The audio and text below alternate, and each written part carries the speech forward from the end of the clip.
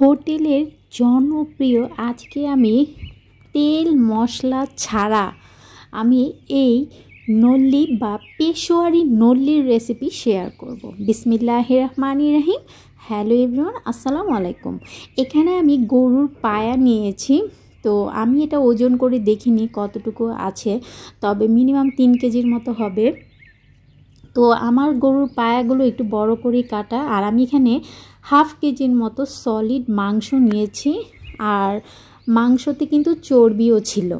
আর এখানে আমি প্রায় 20 থেকে 25টার মতো আস্ত পেঁয়াজ নিয়েছি, আর রসুন নিয়েছি দেশি রসুন 5 থেকে 6টা টমেটো আছে, আর নিয়েছি 1 মুঠের মতো কাঁচা মরিচ।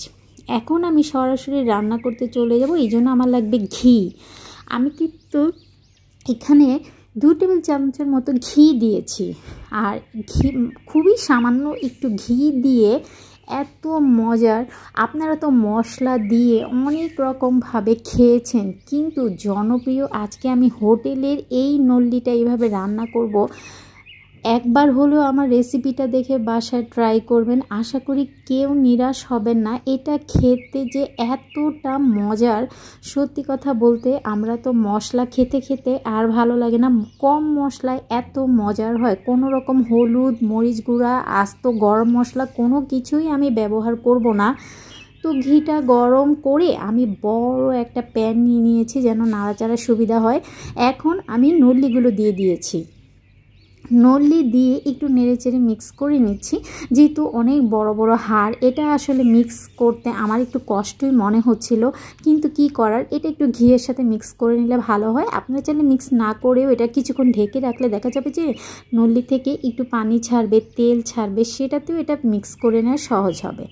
1 মিনিটের মতো মিক্স করে আমি যে পেঁয়াজ, আস্ত পেঁয়াজ আর আস্ত দেশি রসুন নিয়েছি সেটা দিয়ে দিচ্ছি। আপনারা চাইলে কিন্তু এখানে বড় রসুনগুলো নিতে পারেন। 5-6টার মতো টমেটো, কাঁচামরিচ নিয়েছি, সেটাও দিয়ে দিচ্ছি। এটার টেস্টটা আসে কিন্তু শুধুমাত্র টমেটো দেওয়ার কারণে।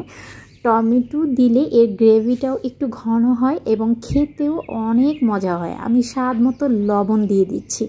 লবণ দিয়ে তারপর আমি গোলমরিচের গুঁড়া দিয়ে দিব 1 টেবিল চামচ।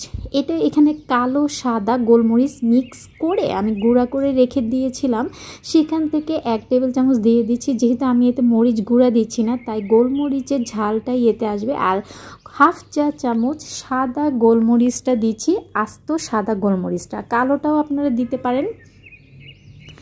এখন আমি যে কাজটা করব, এই আস্তে আস্তে এই পেঁয়াজ রসুন আমি একটু নেড়ে চেড়ে দিচ্ছি যেন হাড্ডিগুলোর, নল্লিগুলোর সাথে এটা মিক্স হয়ে যায়। খুব বেশিক্ষণ নাড়াচাড়া করব না, কারণ নাড়াচাড়া করাও যাচ্ছে না বেশি। এখন ঢেকে রেখে দিব কিছুক্ষণ। আমি ফিরে এলাম 10 মিনিট পর। 10 মিনিট পরে দেখা যাবে যে নল্লি থেকে কিন্তু পানি ছেড়েছে। এই যে আপনি দেখতেই পাচ্ছেন যে নল্লি থেকে কিন্তু পানি ছেড়েছে এবং তেলটাও অনেক ছেড়ে দিয়েছে। আমি কিন্তু কোনো তেল দিব না, নল্লি থেকে বা আমি যে এক্সট্রা মাংসটা নিয়েছি সেখান থেকে কিন্তু তেলটা ছাড়বে। আর আমি খুবই সামান্য ঘি দিয়েছি।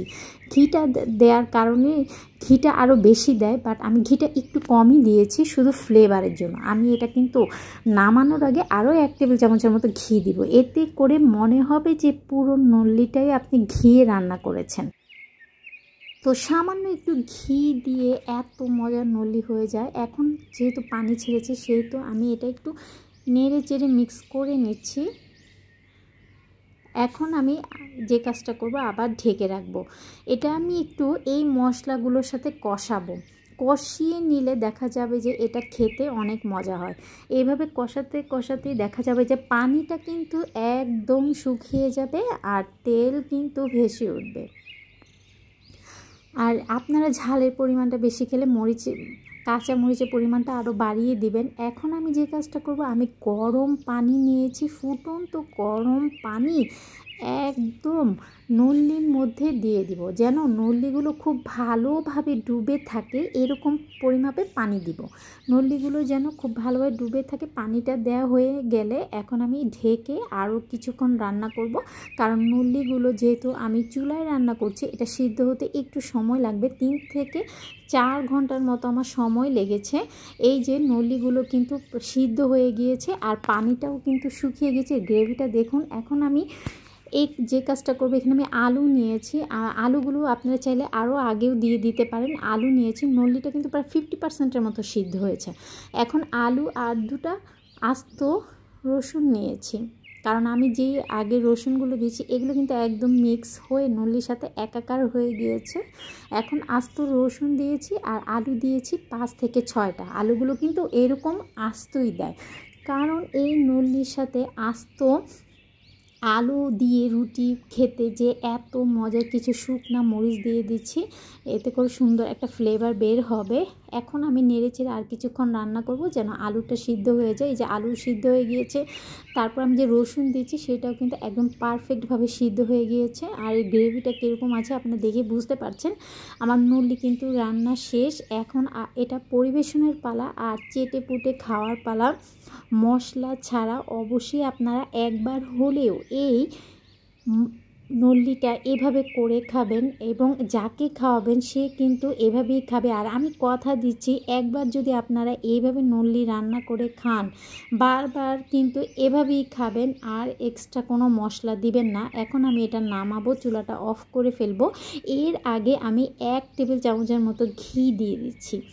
এত সুন্দর একটা ফ্লেভার আসে নামানোর আগে এই ঘিটা দেওয়ার কারণে, মনে হয় যে পুরো নল্লিটাতে একদম ঘিয়ে ডুবো ডুবো ভাজা, এত মজার হয়। তারপর আমি পরিবেশন করব। আপনারা কিন্তু এটা খালিও খেতে পারেন, আর বেশি মজা হয় রুটি বা পরোটার সাথে। আর দেখতেই পাচ্ছেন একদম পারফেক্টভাবে কিন্তু নল্লিটা সিদ্ধ হয়ে গিয়েছে আর কতটা সুন্দর হয়েছে।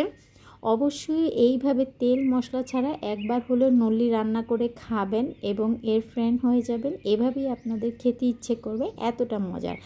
আজ এখানেই বিদায় নিচ্ছি। যেতে যেতে আপনাদের কাছে ছোট্ট একটা রিকোয়েস্ট, আমার রেসিপি যদি আপনাদের বিন্দুমাত্র উপকারে আসে, বিন্দুমাত্র ভালো লেগে থাকে, প্লিজ আমার চ্যানেলটা সাবস্ক্রাইব করতে ভুলবেন না। আপনাদের ফ্রেন্ডস এবং ফ্যামিলির সাথে শেয়ার করবেন। সবাই ভালো এবং সুস্থ থাকবেন। ইনশাল্লাহ আবার ফিরে আসবো আপনাদের মাঝে নতুন কোনো রেসিপি নিয়ে। সবাই ভালো এবং সুস্থ থাকবেন। আসসালামু আলাইকুম, আল্লাহ হাফেজ।